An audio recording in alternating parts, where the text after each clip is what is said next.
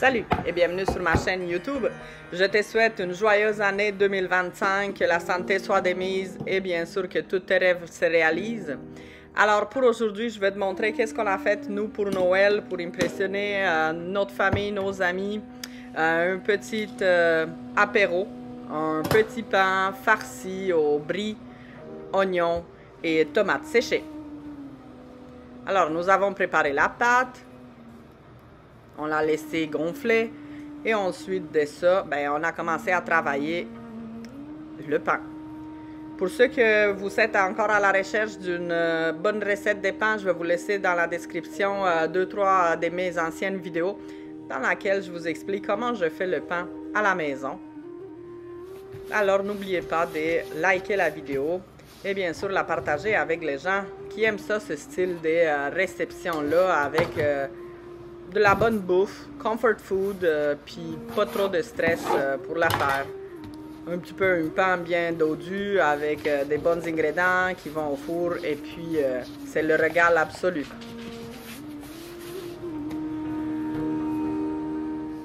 Alors j'ai utilisé 1 kg de farine. Je vais utiliser seulement la moitié de la pâte pour faire ce pain farci et le reste je vais l'utiliser pour faire du pain pour la semaine. Ça va être écœurant du pain fait maison. Alors le voilà, le rond je vais l'utiliser pour les invités et le reste c'est le petit pain qu'on va garder pour nous. Il se congèle très bien pour garder sa fraîcheur, n'ayez pas peur.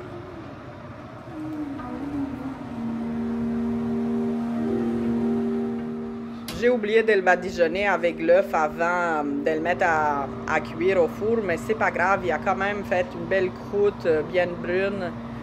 Si vous voulez, n'oubliez pas de le badigeonner un peu avec une jaune d'œuf et puis vous rajoutez les semences que vous voulez sur le dessus. Sinon, cette étape n'est pas obligatoire. Alors, je commence simplement, une fois que le pain est bien refroidi, par lui faire des entailles sur sa longueur. Je fais très attention pour ne pas couper le fond du pain. On a besoin de cette partie qui va soutenir le pain.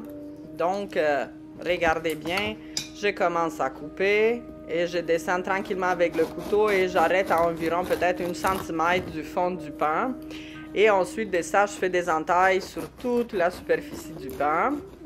Après, je vais la tourner de l'autre côté et je vais commencer à faire encore des entailles, donc des lignes parallèles, jusqu'au moment que je termine toute la superficie du pain. Pourquoi je fais cela? C'est simple, on va créer comme des petites trous, comme des petites failles dans notre pain où on va venir mettre le pain, les oignons, le beurre et tout bien sûr d'autres ingrédients que vous voulez ou que vous avez à la maison.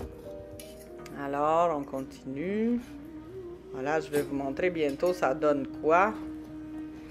Sur le côté c'est un peu plus difficile parce que bon... c'est plus petit, c'est plus fragile le pain, mais on est arrivé. Alors nous voilà à l'étape où on va assembler ce magnifique pain farci. Donc on a le pain, on lui a fait ses entailles. On a fait attention de ne pas aller vraiment jusqu'en bas pour éviter qu'il s'ouvre. On a la cuisson, on a des oignons verts, un peu de fromage qui font bien, du beurre et Bernie a préparé ici les tomates séchées et réhydratées dans l'huile. Et nous voilà. On va commencer à le farcir. Alors, je commence avec un peu de beurre, mettre à travers, un peu d'oignon. Voilà. On joue dans chaque cavité pour mettre autant de la matière grasse, autant des oignons.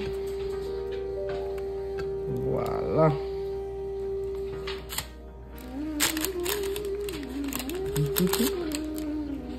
Et avec le fromage, on va venir insérer des tranches, si possible au complet. Et une bout qui dépasse, pas grave, on le met ailleurs. Je pense que c'est mieux parce que c'est plus petit ce pain que l'autre qu'on a fait. Ça aurait été mieux. Voilà. On essaie d'aller en profondeur pour s'assurer qu'on a du fromage, du beurre. On essaie de ne pas le casser, surtout les morceaux sur le côté.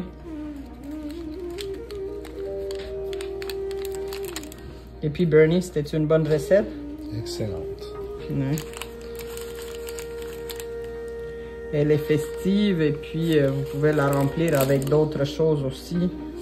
On a déjà mangé avec bacon, fromage, beurre. Et c'est tout, je pense, hein? L'autre fois. Tomates séchées. Oui, lui, il a des tomates séchées. Une fois qu'on a bien farci avec le fromage, les oignons et les petits beurres, on va venir finir le tout avec des tomates séchées, réhydratées dans de l'huile. On essaye ça aussi qu'il y en ait un peu partout. Ça va amener du bon goût. Et une belle texture croustillante pour celles qui sont sur le dessus puis qui vont sécher un peu. Mais il faut aimer la tomate. Maintenant, vous êtes rendu à cette étape avec le pain. Vous pouvez le cuisiner tout de suite au four bien préchauffé pour faire fondre le fromage. Et une fois que le fromage est fait, il va prendre une belle croûte bien brune, bien dorée. Ça va être prêt à servir. Mais si vous voulez le garder pour une prochaine fois ou vous faites deux pains en même temps, sachez-le bien qu'à cette étape, vous le mettez dans une plat qui va au congélateur et ça va être écœurant pour la prochaine visite. Et donc, quand la visite va arriver, vous allez simplement préchauffer le four et mettre le pain déjà congelé dans le four. Et ça va durer une bonne 1h30, 2 heures, tout dépendamment de votre four. Mais si vous voulez, vous le dégelez la veille et vous l'utilisez simplement le jour du repas. Et donc, ça va réduire le temps de la cuisson. Ça va être peut-être juste 1 heure ou 45 minutes, encore une fois, tout dépendamment de votre four. Et voilà, une fois la cuisson terminée, le pain sent délicieusement bon. Comme vous voyez, il n'y a même pas eu le temps de s'asseoir sur la table. Il y a déjà des mangues qui arrivent, qui s'en servent dedans. Et puis, c'est vraiment délicieux. Régalez-vous avec la famille, les amis. Et c'est aussi un bon repas de la semaine, surtout si vous le congelez. Vous...